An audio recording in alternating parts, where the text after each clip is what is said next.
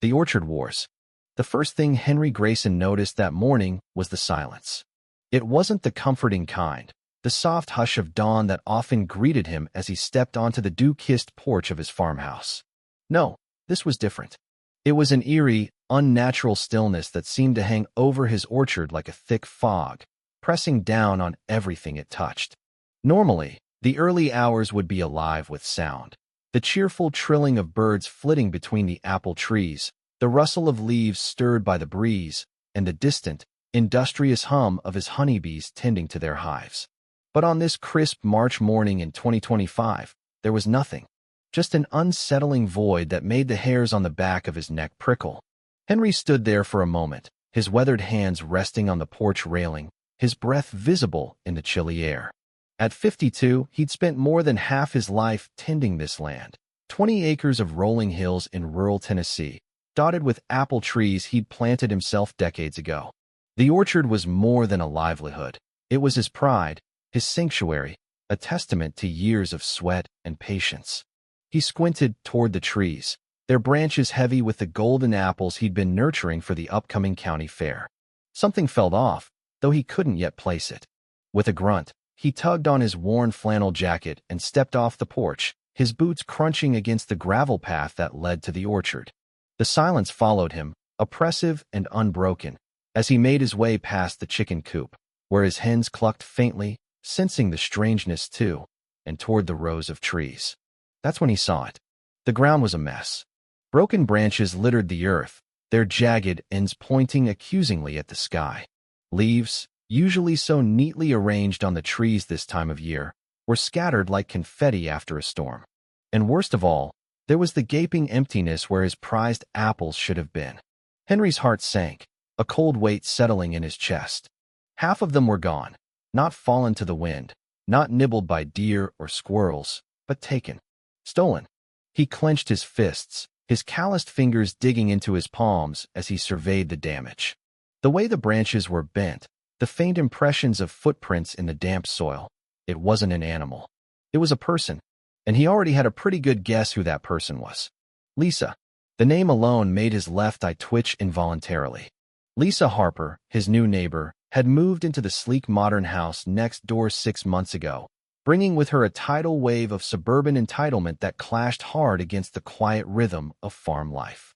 She'd arrived with her husband, Greg, a slick car salesman with a boat docked at the lake, and their 19-year-old son, Tyler, who roared around town in a cherry-red Mustang. They were city transplants, lured by the promise of country charm. But Lisa seemed to think the countryside was her personal playground. It had started small. First, she'd wandered onto Henry's land to borrow a dozen eggs from his coop without so much as a hello.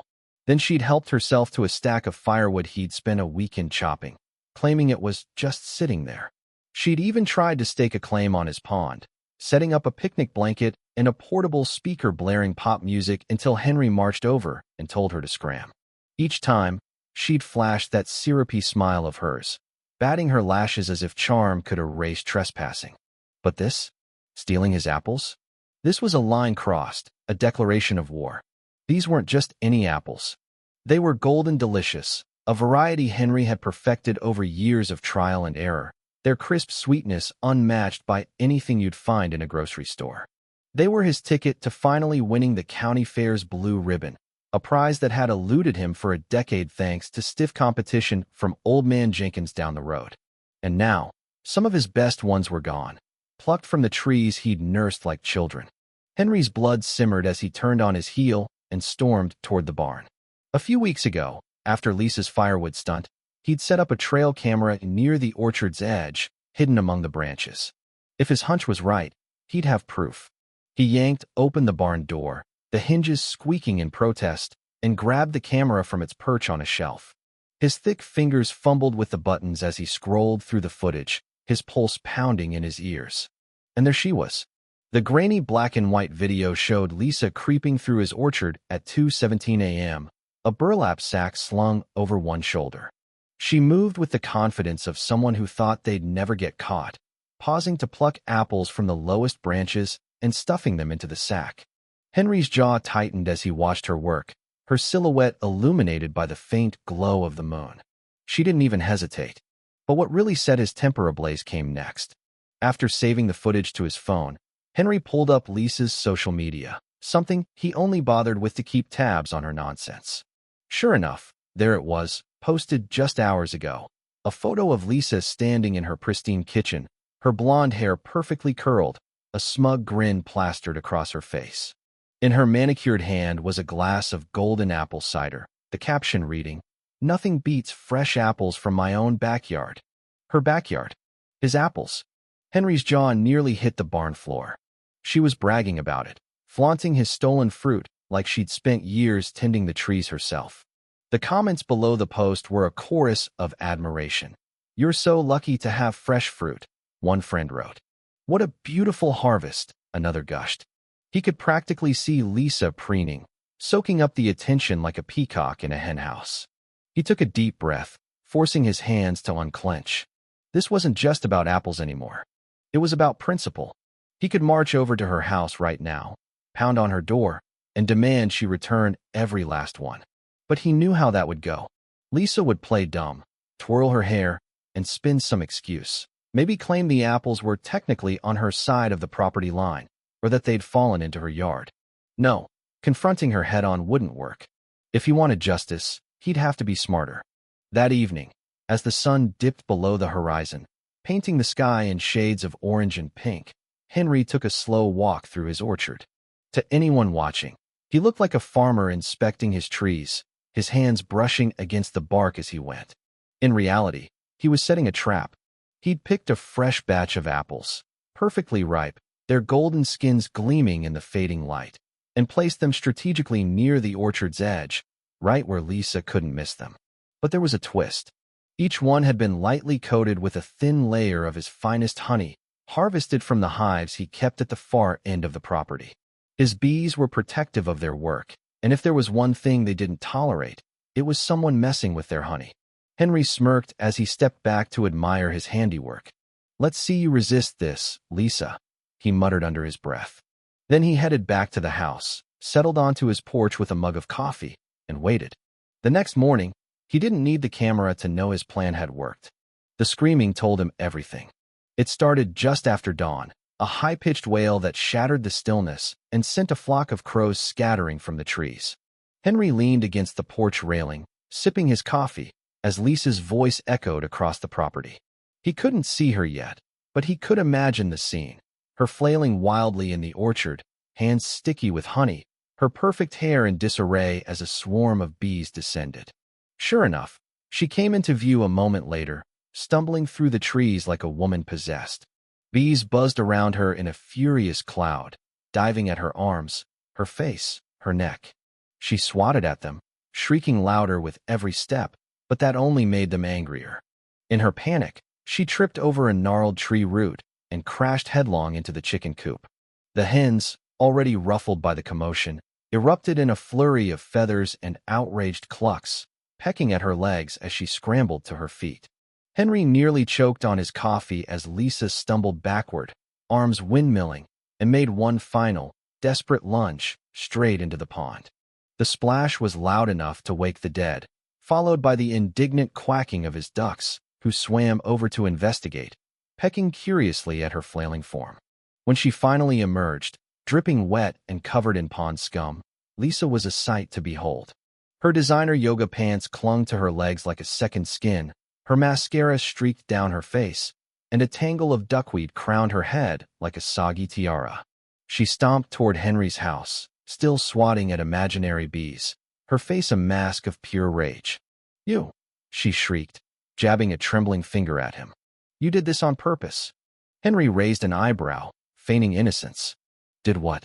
"Looks to me like you were on my property again." She sputtered, her mouth opening and closing like a fish out of water. Your bees attacked me." "My bees." He tilted his head, taking a slow sip of coffee. "They don't usually bother folks unless they're threatened. Or, if someone's covered in honey." Her face turned a deeper shade of red, her fists clenching at her sides. "You're going to pay for this. I could have had an allergic reaction. I could have." "You could have stayed off my land," he cut in smoothly. "Seems to me you got what you deserved." She gasped, outraged. I'll call the sheriff." You assaulted me with bees. Henry let out a low, amused chuckle. Go right ahead. Let's see what Sheriff Tom thinks about you trespassing and stealing my apples.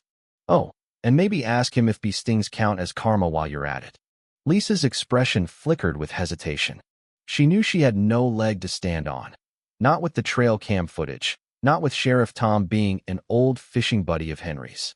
Her lips pressed into a thin line, and without another word, she spun on her heel and stomped back to her house, leaving a trail of water and wounded pride in her wake. Henry watched her go, shaking his head. She'd be back, he was sure of it. Lisa wasn't the type to take a loss gracefully. But for now, he'd won the first round. And next time, he'd be ready. The next morning, Henry woke to silence again, not the peaceful kind, but the kind that felt like the calm before a storm.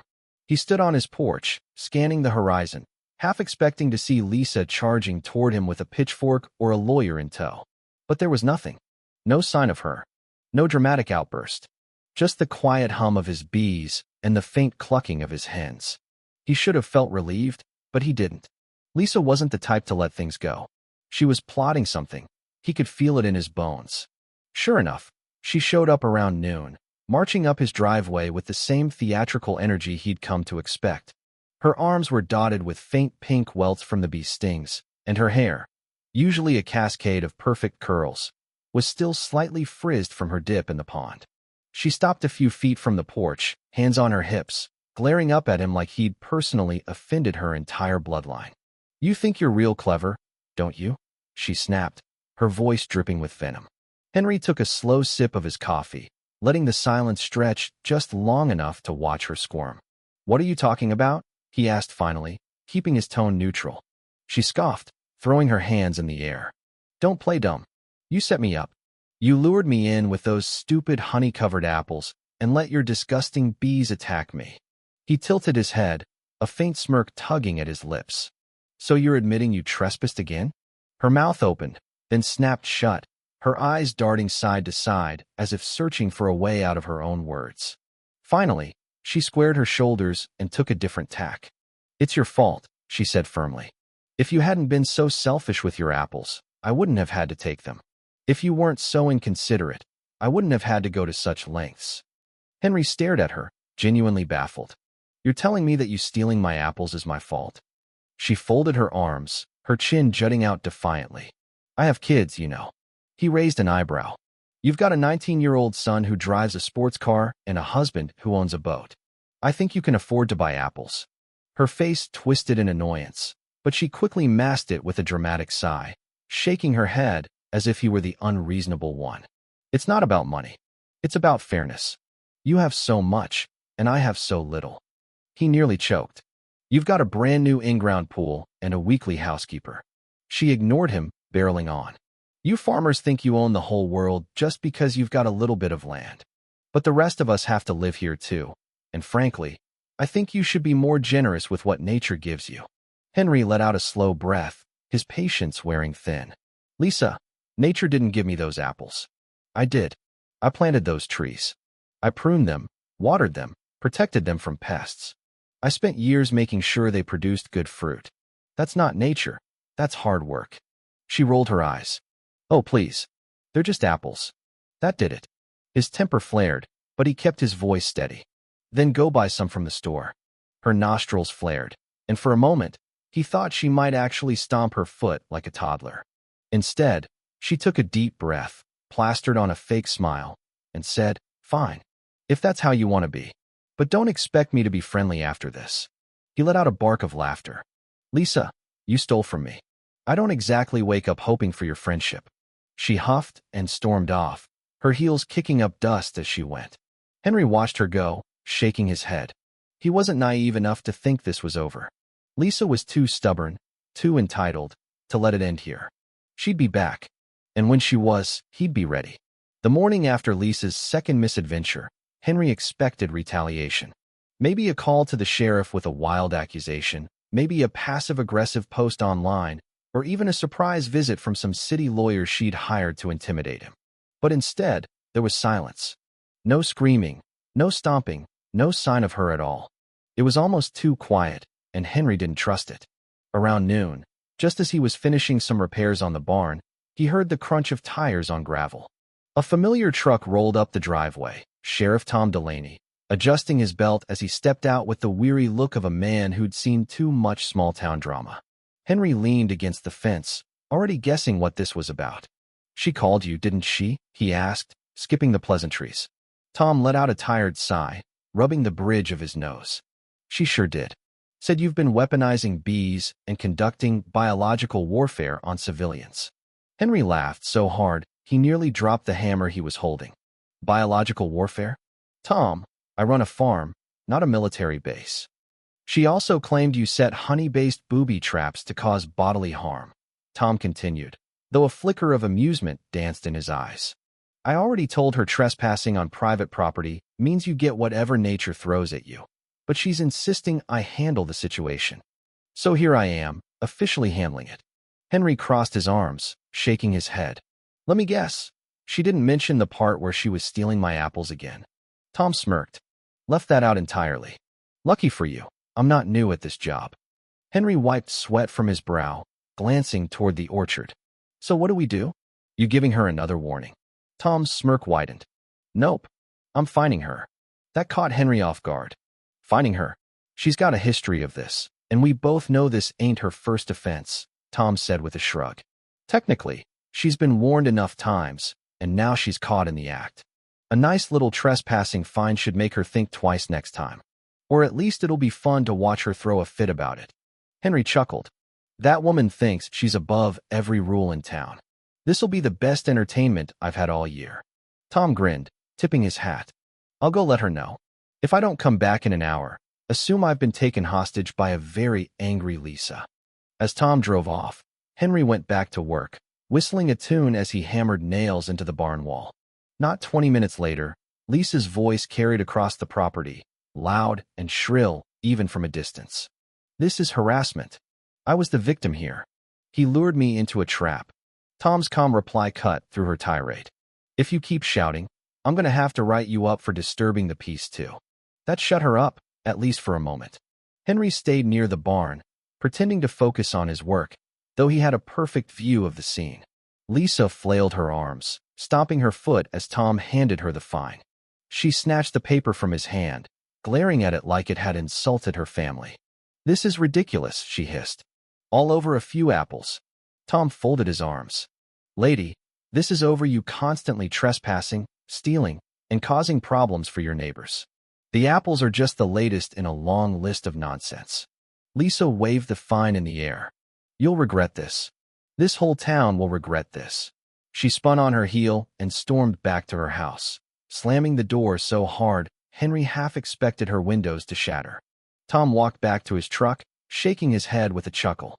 "Some folks just can't help themselves," he said as he passed Henry. Henry grinned. "Oh, I know. But I think she's finally learning that actions have consequences." For the next week, Lisa stayed quiet. No surprise visits, no fake complaints, not even a single social media post. It was almost too good to be true, and Henry started to wonder if she'd actually learned her lesson. Then Old Man Jenkins, his neighbor down the road, showed up one morning with a knowing smirk. "You hear the news?" he asked, rocking back on his heels. Henry wiped his hands on his jeans. "Depends on what news we're talking about." "Lisa put her house up for sale." He blinked. "She what?" Jenkins laughed. "Yep. Guess she's had enough of country life. Someone told me she was ranting about uncivilized farm folk and how she can't live in a place where people let bees run wild. Looks like you finally ran her off." Henry let that sink in, a slow grin spreading across his face. Well, I'll be damned. It wasn't the ending he'd expected, but it was a satisfying one. Months of dealing with her entitlement, her tantrums, her ridiculous schemes, and now she was leaving. No more stolen apples, no more drama. That evening, he sat on his porch with a glass of iced tea, watching the sunset over his orchard. The golden light filtered through the trees, his bees hummed peacefully, and his apples were exactly where they belonged. For the first time in months, everything was quiet, truly quiet. Lisa had come into this town thinking she could take whatever she wanted without consequence. But life had a way of humbling people, especially those who refused to respect the world around them. And in the end, the farm had won. Nature had won. Henry took a slow sip of his tea, letting out a satisfied sigh. Sometimes justice didn't need a courtroom. Sometimes all it took was a little patience, a few bees, and a whole lot of honey. Before Lisa's retreat became official, there were more skirmishes, moments that tested Henry's patience and pushed his ingenuity to new heights. After the sheriff's visit, he'd assumed she'd back off, at least for a while. But Lisa wasn't wired that way. Her silence lasted exactly 3 days before she struck again, this time with a new tactic. It started with a delivery truck rumbling up her driveway. Henry watched from his barn, curious but not overly concerned, until he saw what the truck unloaded. A shiny new fence, all sleek metal and modern design, was being installed along the edge of her property. At first, he thought it was a good sign. Maybe she was finally respecting boundaries. Then he noticed where the workers were setting the posts. They were on his land. Henry dropped his tools and marched over, his boots kicking up dust as he approached the crew. "Hey," he called, waving an arm. "What the hell do you think you're doing?" One of the workers, a young guy with a clipboard, glanced up. Putting up a fence, sir. Lady who hired us said this is her property line." Henry's jaw tightened. "Her property line's 20 feet that way." He pointed toward Lisa's house. "This is my land. I've got the survey to prove it." The worker scratched his head, looking uneasy. "She told us." "She told you wrong," Henry cut in. "You're not sinking one more post until I talk to her." As if on cue, Lisa emerged from her house, strutting toward them with a smug grin. She wore a pastel tracksuit and oversized sunglasses, looking like she'd just stepped out of a yoga class. "Is there a problem, Henry?" she asked, her voice dripping with fake sweetness. "Yeah, there's a problem," he snapped. "Your fence is on my property." She tilted her head, feigning confusion. "Oh, I don't think so. I had Greg check the map, and he said this is definitely ours. Maybe your survey's outdated." Henry's hands balled into fists. "My survey's from last year, and it's filed with the county. You're encroaching, and you know it." She waved a dismissive hand. "Well, it's too late now. The posts are already in. Besides, it's just a few feet. You've got plenty of land. Why make a fuss?" He stared at her, incredulous. "You don't get to decide what's mine. Tell your crew to pull these posts, or I'm calling the sheriff." Her smile faltered, but she recovered quickly. "Go ahead. I'm sure Tom will see this as just a silly misunderstanding." Henry didn't waste time arguing. He pulled out his phone and dialed Tom, who arrived within the hour. Lisa stood by her half-built fence, arms crossed, while Henry handed over his survey papers. Tom skimmed them, then turned to Lisa with a tired sigh. "He's right," Tom said. "This is his land. You need to move your fence." Lisa's face flushed. "This is outrageous. We paid good money for this." "Then you should have checked the boundaries," Tom replied. "Either move it, or I'll have to cite you for encroachment." She huffed, glaring at Henry as the workers reluctantly began pulling the posts. "This isn't over," she muttered before storming back to her house. Henry thought that might be the end of it, but 2 nights later, he caught her sneaking into the orchard again. This time, she'd brought a ladder, presumably to reach the higher apples, and a flashlight she kept low to avoid detection. He grabbed his honey bucket and crept out, repeating the trick that had worked before. The bees descended, the hens erupted, and Lisa ended up in the pond once more, shrieking all the way. But she didn't stop. Over the next week, she tried everything, cutting a branch that hung over her yard and claiming it as hers, leaving passive-aggressive notes on his mailbox, even calling animal control to complain about his dangerous bees. Each time, Henry countered with evidence, trail cam footage, property lines, a calm call to Tom, and each time, she retreated, angrier than before. It was exhausting, but Henry refused to back down. This was his home, his life's work. Lisa could scheme all she wanted. He'd outlast her. The turning point came when Lisa overplayed her hand. After weeks of failed attempts, she decided to escalate by filing a formal complaint with the county, accusing Henry of harassment and environmental hazards due to his bees.